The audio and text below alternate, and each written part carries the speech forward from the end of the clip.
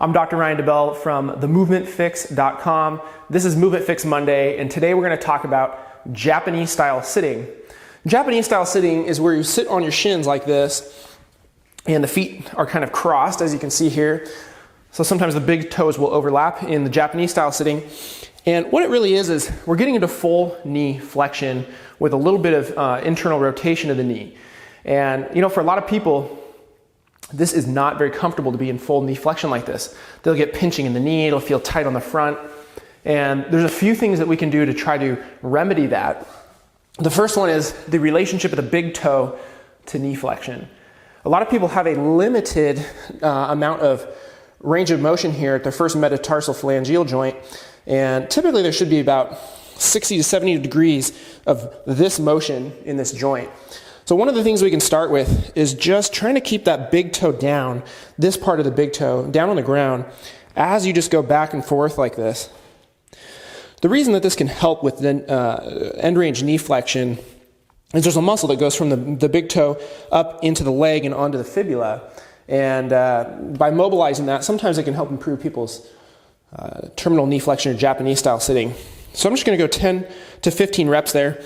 If that's pinchy in the big toe, don't go to the pinching, because we don't want to pinch the joint, and I'm going to post another video at some point on how to clear up that big toe pinching. The proof is in the pudding, so we're going to go back into Japanese style sitting and see, does it feel better after doing that? If it doesn't really feel better for you, this might not be something that you need. In that case, we can look at nerve gliding through the leg to see if it improves our Japanese style sitting. What you do for that is you just lay on your back, grab your hamstring here. And if you can't grab your hamstring with your knee relatively straight, you can use a band or something behind your hamstring. And from here, what I'm going to do is I'm going to do 15 ankle circles each direction. As I come up, I'm going to point my toes like this. As I come back, I'm going to pull my toes up.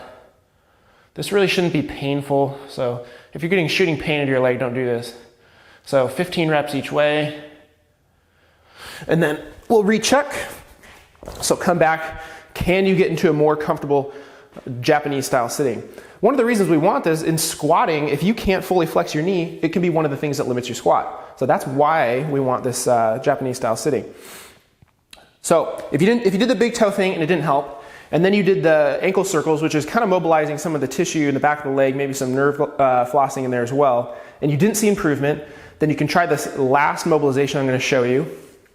What you do is go into a lunge, and you grab your leg like this, so you kind of make a circle with your fingers here. And if you're doing your left leg, you're going to rotate clockwise. If you do your right leg, you're going to rotate counterclockwise. So I'm going to go clockwise here. I'm going to grab down like this. I'm going to twist all that kind of tissue play out of my leg like this as I go into a lunge. And we're just going to go 10 reps like this. What I'm doing is mobilizing the tissue into rotation, as well as mobilizing the fibula here, which is a bone in the back of the leg that can sometimes create some pinching in the knee with end range flexion.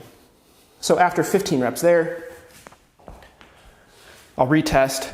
Whichever one of those three made the biggest effect, or if all three affected you, do those, spend some time here, improve your knee flexion so you can have better squatting and more full pain-free range of motion in your knee.